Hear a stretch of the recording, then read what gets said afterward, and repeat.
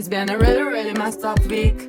Some days torture, some days better. La la la, la la la.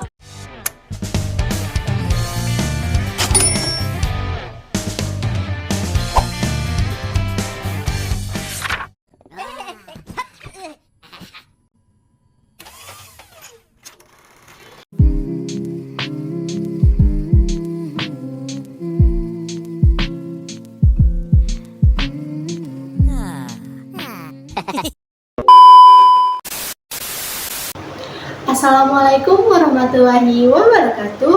Halo semuanya, perkenalkan nama saya Salsabila Ramadhani dengan NIM 250404020, mahasiswa pendidikan Bahasa Indonesia di Fakultas Keguruan dan Ilmu Pendidikan di Universitas Samudra.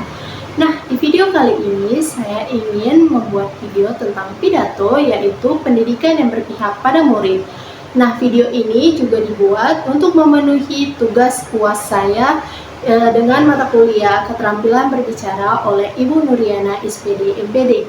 Jadi, mari tonton video ini sampai habis ya. Selamat pagi dan salam sejahtera untuk kita semua. Bapak, Ibu, dan teman-teman sekalian yang saya hormati. Bayangkan kita sedang berdiri di tepi sebuah pantai yang luas. Di sana kita melihat ratusan perahu kecil yang siap berlayar ke samudra lepas. Setiap perahu itu memiliki warna yang berbeda, bentuk layar yang berbeda, dan tujuan pulau yang berbeda-beda pula. Pertanyaan saya adalah, apakah kita sebagai orang dewasa atau pendidik akan memaksa semua perahu itu berlayar ke satu pulau yang sama dengan kecepatan yang sama dan menggunakan teknik mendayung yang sama persis? Tentu tidak. Karena jika kita melakukannya, sebagian perahu akan tenggelam tersapu ombak, dan sebagian lagi akan kehilangan arah karena dipaksa melawan arus kodratnya. Perahu-perahu kecil itu adalah murid-murid kita, dan hari ini saya ingin mengajak kita semua untuk merenungkan kembali, sudahkah pendidikan kita memperlakukan mereka sebagai pemilik sah dari perahu tersebut? Itulah mengapa hari ini saya berdiri di sini untuk menyuarakan pentingnya pendidikan yang berpihak pada murid. Hadirin yang saya muliakan, mari kita jujur pada diri kita sendiri.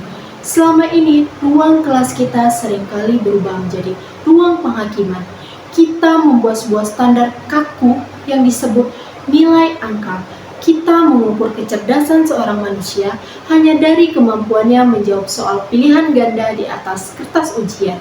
Jika seorang anak pulang ke rumah membawa nilai matematika yang buruk, kita seringkali langsung melabelinya sebagai anak yang kurang pintar, tanpa mau melihat bahwa mungkin di kamarnya dia adalah seorang penulis cerita yang sangat hebat. Kita menutup mata bahwa mungkin di lapangan dia adalah pemimpin tim yang sangat bijaksana. Kita sering memaksa anak yang terlahir sebagai penyair untuk menghafal rumus fisika tingkat tinggi. Kita memaksa anak yang terlahir sebagai penari untuk duduk diam mendengarkan ceramah teori selama berjam-jam. Kita lupa pada esensi paling mendasar sekolah, bukan tempat untuk mencetak robot yang seragam. Sekolah adalah tempat untuk menumbuhkan manusia. Hadirin sekalian, Ki Hajar Dewantara pernah berpesan dengan sangat indah. Beliau mengatakan bahwa pendidikan itu adalah tempat persemaian benih-benih kebudayaan. Pendidik itu adalah seperti seorang petani.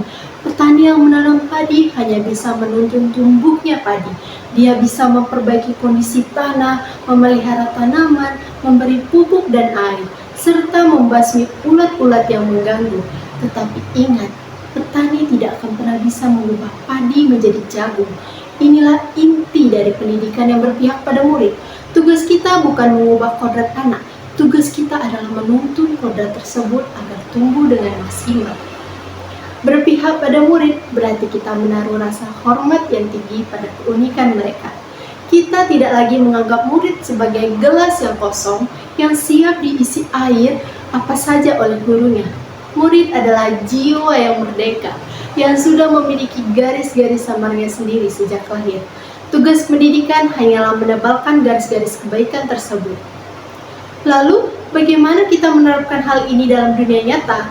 Perubahan ini harus dimulai dari cara kita memandang proses belajar. Kelas yang berpihak pada murid adalah kelas yang hidup. Kelas di mana suara murid lebih banyak terdengar daripada suara gurunya. Guru tidak lagi berdiri di depan sebagai penguasa tunggal, melainkan sebagai fasilitator, sebagai sahabat yang siap mendengarkan. Kita harus mulai membuka ruang bagi anak-anak untuk memilih jalan belajarnya sendiri. Biarkan mereka bereksplorasi, biarkan mereka membuat kesalahan, karena dari kesalahan itulah proses belajar yang sejati terjadi. Ketika mereka diberikan kepercayaan untuk memimpin pembelajarannya sendiri, disitulah rasa percaya diri dan karakter luhur mereka akan tumbuh berkembang. Hadirin yang saya hormati, masa depan bangsa ini tidak ditentukan oleh seberapa seragam nilai ujian anak-anak kita. Masa depan negeri ini ditentukan oleh seberapa merdeka jiwa-jiwa mereka untuk berkarya dan berinovasi. Mari kita sudahi era di mana murid harus berpihak pada kemauan kaku sistem. Mari kita mulai era baru, di mana seluruh sistem pendidikan mulai dari kurikulum, fasilitas hingga ruang kelas sepenuhnya berpihak dan menghamba pada kepentingan terbaik murid-murid kita. Biarkan perahu-perahu kecil itu berlayar menuju impian mereka masing-masing dengan layar yang terkembang kuat, dipandu oleh rasa cinta kita pada masa depan mereka. Terima kasih atas perhatiannya yang luar biasa. Wabillahi taufiq wal hidayah. Wassalamualaikum warahmatullahi wabarakatuh.